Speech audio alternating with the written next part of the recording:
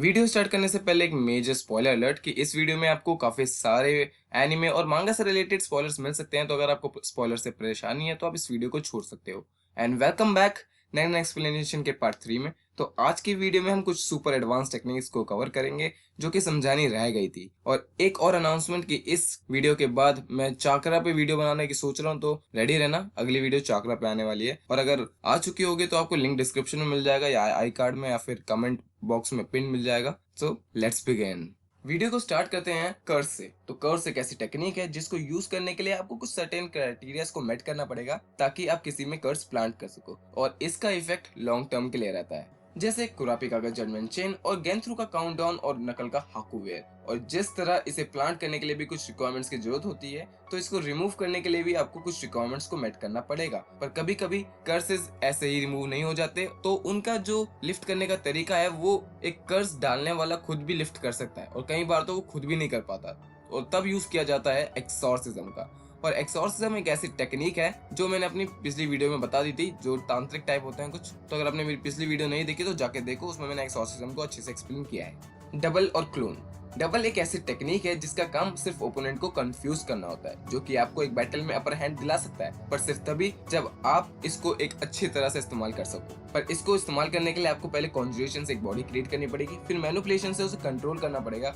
और मैनिपुलेशन आपकी बहुत ज्यादा पावरफुल होनी चाहिए, क्योंकि एक डबल की मूवमेंट ऐसा ही लगना चाहिए जैसे वो आपका ही जुड़वा है या फिर आप ही हो, ताकि सामने वाला कंफ्यूज हो सके कि असली कौन है। क्योंकि अगर मूवमेंट्स काफी ज्यादा बेसिक हुई तो सामने वाला ओपोनेंट समझ जाएगा, और अगर वो समझ गया तो बैटल तो उसके हाथ में है। और अगर आपने इसमें ज्यादा मैनिपुलेशन का यूज कर दिया और ज्यादा अपना ऑरा दे दिया, तो कई बार जो आपका डबल है वो आप पे कंट्रोल करने लगता है और आपका ऑरा सक करने लगता है। तो इस टेक्निक को इस्तेमाल करने के लिए बहुत ज्यादा मेहनत चाहिए, इसलिए मैंने इसको सुपर एडवांस कैटेगरी में डाला है।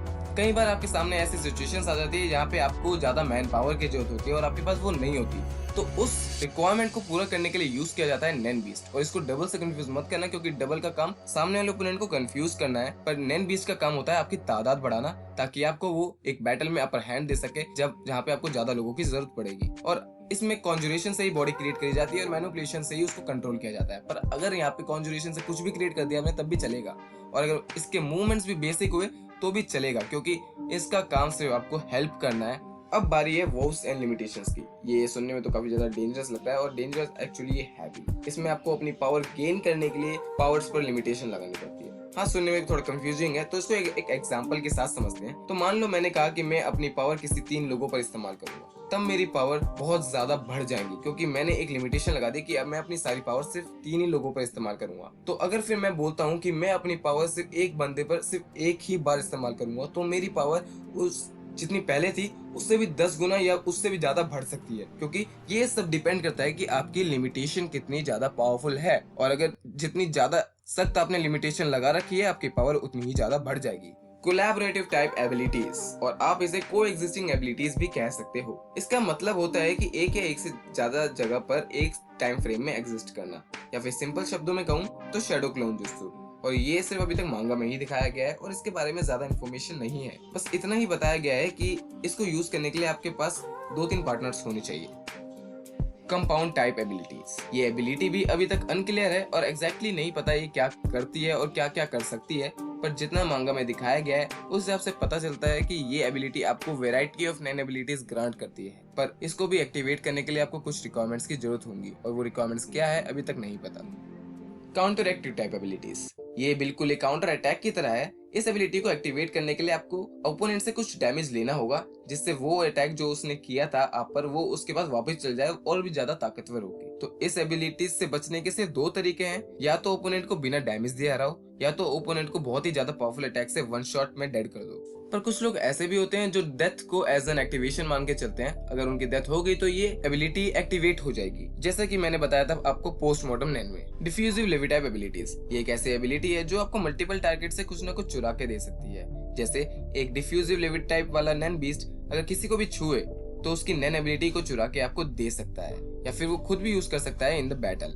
इसका एग्जांपल हमें एनिमे में ही मिल गया था, जैसे कोरो लूसीफर, जो दूसरों की एबिलिटीज को चुरा के अपनी एक बुक में स्टोर कर लेता है, जिसको वो बाद में भी इस्तेमाल कर सकता है। हॉन्टिंग टाइप एबिलिटी, इस एबिलिटी को एक्टिवेट करने के लिए आपको पहले मरना होगा, जिससे आप अपने टारगेट को अलग अलग तरीकों से हार्म कर सके, और इसे हम एक कर्स और पोस्टमार्टम नैन का मिला जुला रूप बोल सकते हैं। लोन टाइप ये एक ऐसी एबिलिटी है जिसमें हम अपना ऑरा किसी को दे सकते हैं for the limited time of period, कि वो अब हमारा ऑरा एक फाइट में इस्तेमाल कर सके, और हम ये ज्यादातर एलाइज के साथ करते हैं। पैरासिटिक टाइप एबिलिटी एक नैन यूजर जिस पर भी ये एबिलिटी इस्तेमाल करता है उसमें एक नैन से कॉन्जर्ड स्ट्रक्चर क्रिएट हो जाता है जिसको कहा जाता है पैरासाइट, और वो धीरे धीरे होस्ट की बॉडी से सारा नैन कंज्यूम करता रहता है, जिससे होस्ट को वीकनेस और सिकनेस भी फील हो जाती है, और इवन सम केसेस डेथ भी हो जाती है, क्योंकि सारा ऑरा तो ड्रेन हो गया। और अगर कोई यूजर अगर किसी में ये एबिलिटी डाल दे तो कई बार खुद यूजर तक उसे वापस रिमूव नहीं कर सकता, और इसको हम अलग अलग टेक्निक्स के साथ भी इस्तेमाल कर सकते हैं।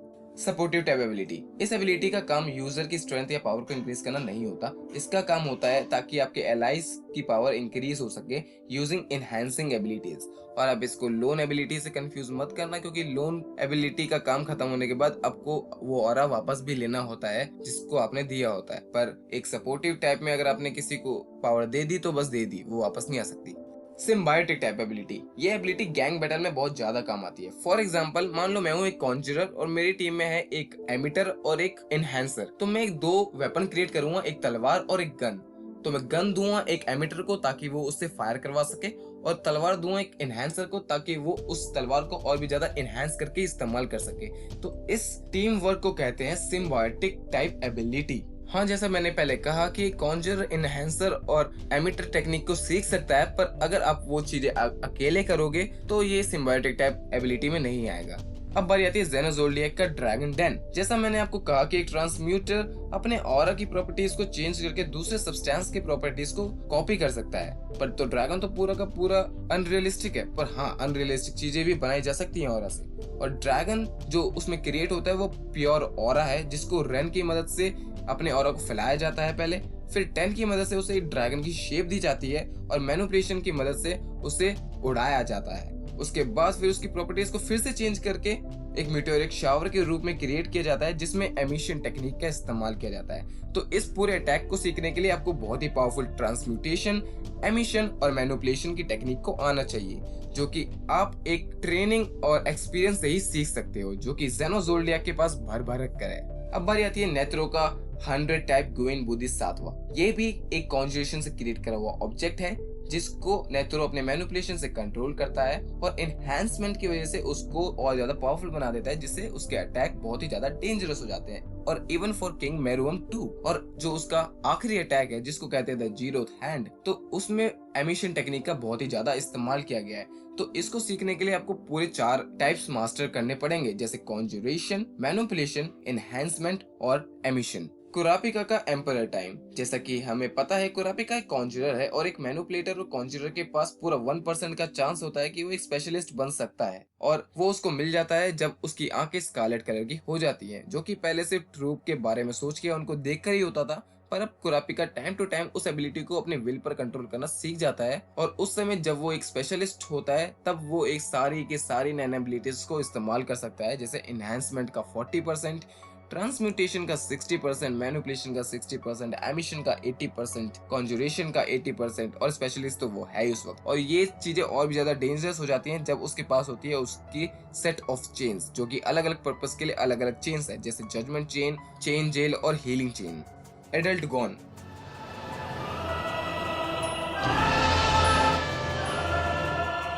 नांदा, これは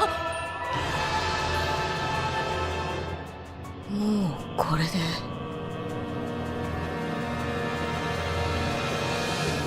終わってもいい。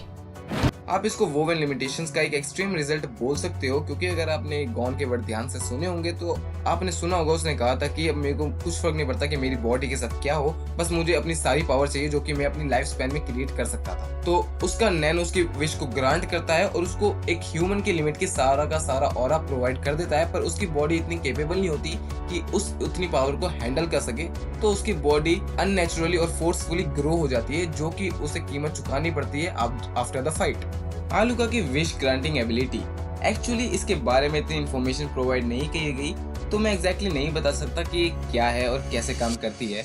तो कहा जाता है कि जो जिग ज़ोल्डियाक है, जो कि नेत्रो का दोस्त है और शायद ज़ोल्डियाक फैमिली से इसका कोई रिलेशन है, ये जब डार्क कॉन्टिनेंट में साथ गया था नेत्रो के साथ, तब जो कि बहुत ही ज्यादा मिस्टीरियस जगह है, तब वहाँ पे उन्हें बहुत सारे अलग अलग क्रिएचर्स मिले थे और वहीं पे मिली थी उसे नानिका। और नानिका तभी से ज़ोल्डिएक फैमिली के बीच रह रही है और वो एक होस्ट की तलाश में थी जिसकी बॉडी में वो रह सके, तो वो उसको मिलती है एज आलुका। और उसके पास इतनी सारी इमेंस पावर्स हैं कि अगर वो चाहे तो पूरे प्लेनेट की सारी पॉपुलेशन को एक झटके में वाइप आउट कर दे, थैनोस की तरह। चाहे तो किलुआ उससे मेरुअम को डिफीट करने के लिए भी बोल सकता था और वो पूरा कर देती, ऐसा लोग कहते हैं, पर ये सच है कि नहीं ये नहीं मालूम। तो एक बार सोच के देखो, डार्क कॉन्टिनेंट सच में कितना डार्क है। अगर ये मांगा कंटिन्यू होती रहती इसी तरह तो हमें कितने सारे अलग अलग कैरेक्टर्स देखने को मिलते और कितनी प्यारी स्टोरी देखने को मिलती और ऐसे ही पावरफुल बीइंग्स। और अगर एक बार ये स्टोरी पूरी तरह खत्म हो जाती तो आई थिंक ये उस लेवल पे पहुंच जाती जहाँ पे इसको बिग 3 तक भी टच नहीं कर सकते। तो हाँ गाइस, आज के लिए इतना ही और ये सीरीज होती है खत्म।